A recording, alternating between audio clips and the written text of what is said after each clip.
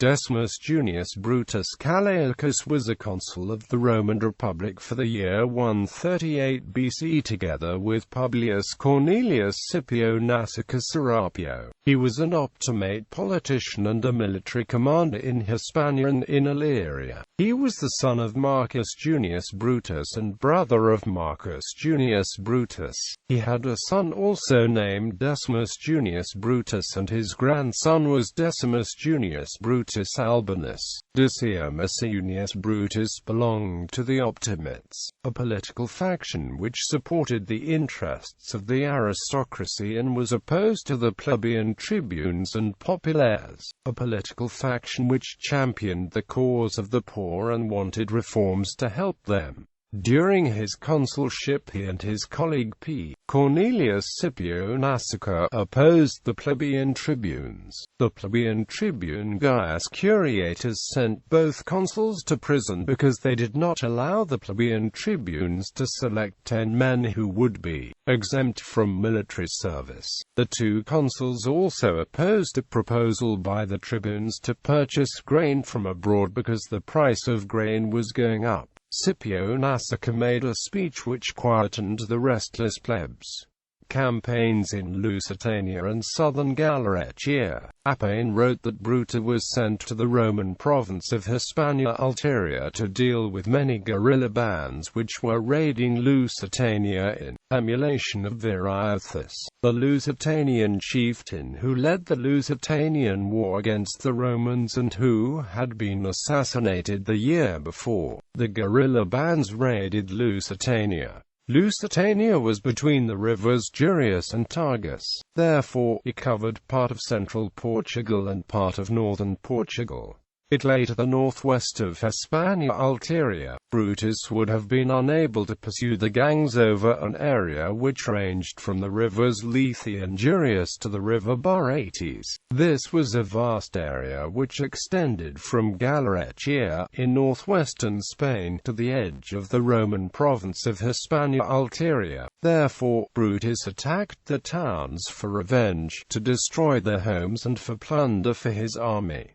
He destroyed everything in his path. There were women fighting with the men valiantly. Some folks fled to the mountains with the belonging, and when they asked for pardon, Brutus took them as a fine. In 137 BC Brutus crossed the river Jurius and therefore crossed into Illyria.He. The Galicians lived in today's Galicia and northern Portugal. Brutus also reached the river Lethe. Appian wrote that he was the first Roman who thought of crossing it. Lethe was also the name of a mythical river in the underworld. The superstitious Roman soldiers refused to cross it until Brutus crossed it himself. Brutus also crossed the Nemus. He launched an assault against the Bracari because they attacked his baggage train. The fighting women killed themselves and the children when they were captured. A number of towns submitted but then rebelled. One of them was Talabriga. Brutus ordered the inhabitants to hand over the deserters, the prisoners, hostages and the weapons and to leave the town. They disobeyed and he had them surrounded by soldiers to scare them and then took the horses, provisions and public money, but gave them back the town. When he completed his campaign, Brutus then returned to Rome. Brutus must have moved into Lusitania from north of the river Tagus because no crossing of this river was mentioned by Appian. Therefore, he advanced from central Portugal to northern Portugal. He had the city of Illyria fortified. Talabriga must have been taken before the crossing of the Jurius because it is in the centro region of Portugal, which is to the south of this river. A fortified position was established at Versailles, also in the centro region. As already noted, after devastating Lusitania, Brutus also reached into southern Illyria.He. Cividade de Terrasso in the outskirts of modern Povoa de Varzim, was one of the major cities in the heartland of the native Castro culture in coastal northern Portugal. The archaeological site shows clear signs of complete destruction and burning dating to the time of Decimus Junius Brutus. After the destruction, the city was rebuilt using some Roman principles. Decimus Junius Brutus pacified Lusitania and southern Galatia. The way the Roman kept suzerainty over the peoples of this area is unclear due to lack of information. It is likely that they were forced to become Roman allies like some of the Celtiberian peoples who lived further east. There were further conflicts between the Romans and the Lusitanians later. Lusitania and Galatia were annexed into the Roman Empire later, when Augustus reorganized the Roman provinces of Hispania either before or after the Cantabrian Wars of 2919 BC, in which he suppressed the last rebellion against the Romans in the peninsula. Lusitania was established as a new province. Galatia became part of Hispania Tarraconensis, a new and larger province which replaced the province of Hispania Citerior to include central and southern Spain. Participation in war against the Vacae. In 137 BC, Decimus Junius Brutus also got involved in a campaign against the Vacae, who lived to the west of the Celtiberians and not far from Lusitania. The commanders of the Roman province of Hispania Citerior were fighting in Numantine War. This was a rebellion by the Celtiberians who lived to the west of Hispania Citerior. It was based on the town of Numantia, which was difficult to besiege and held out for 10 years. In 137 BC, the consul Marcus Aemilius Lepidus Porcina was sent to Hispania Citerior to continue the war after the Roman Senate rejected a peace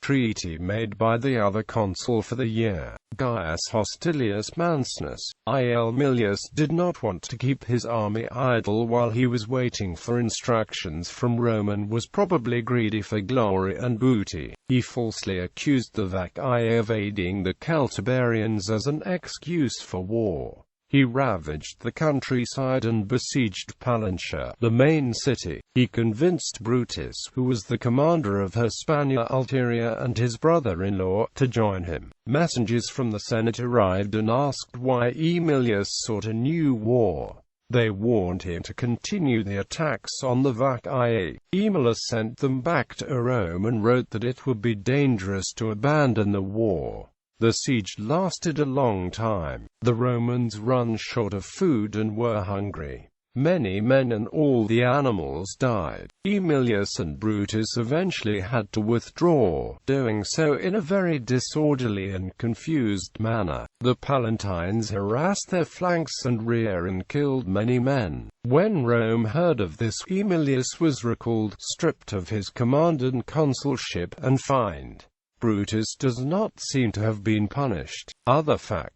The ancient Roman historian Livy wrote that in 138 BC, when Decimus Junius Brutus and his consular colleague Publius Cornelius Nasica held the levy of the soldiers, something happened in front of the recruits that served as an example. A man was accused before the plebeian tribunes of deserting the army in Hispania. He was sentenced, sent under the yoke, chastised with rods, and sold for 1 sesterce. Quote, in 138 BC, Decimus Junius Brutus founded the Roman colony of Valentia Adetanorum in Hispania Citerior. Valentia, which means valor, was named in honor of the valor of the Roman soldiers. Adetanorum indicated that the city was in the territory of the Adetani, an Iberian people. It was built on the site of an Iberian town. Livy said that Valentia was founded to give land to soldiers who had fought against Viriathus, the Lusitanian leader. In 136 BC, the Roman Senate granted Brutus a triumph and gave him the cognomen Callaicus. At an unknown date he built a temple by the Circus Flaminium which is thought to have been dedicated to Hercules Callaicus. This was one of various public buildings Callaicus built with the proceeds of the spoils of his war. All of them had inscriptions by Lucius Accius. He had a colossal statue of a seated Mars erected in this temple.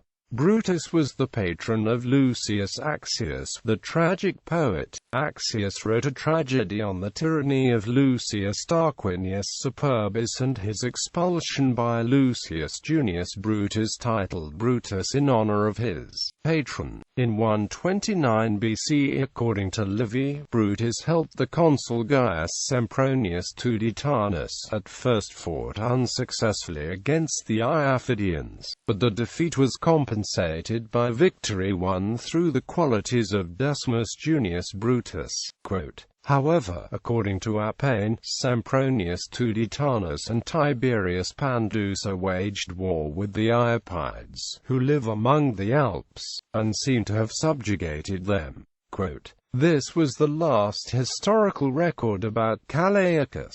Cicero said that Callaicus had the peculiar habit of performing the libations for the dead in December instead of February as was customary. Plutarch explored a number of possible explanations for this peculiarity, that since the dead were honored at the end of the day, it may be reasonable to do so at the end of the year, that it might not be fitting to honor the dead at the beginning of the spring, a time of new life, that December was dedicated to Saturn, who was a god of the underworld, or that Brutus deemed it proper to bestow upon the dead first fruits of the revelries of the festival of the Saturnalia. Plutarch also wondered whether this statement that Brutus alone sacrificed to the dead in this month was wrong, for it is in December that they make offerings to Laurentia and bring libations to her sepulchre. According to Mastro's Inc., in 122 BC he took part in the suppression of the movement led by Gaius Sempronius Gracchus.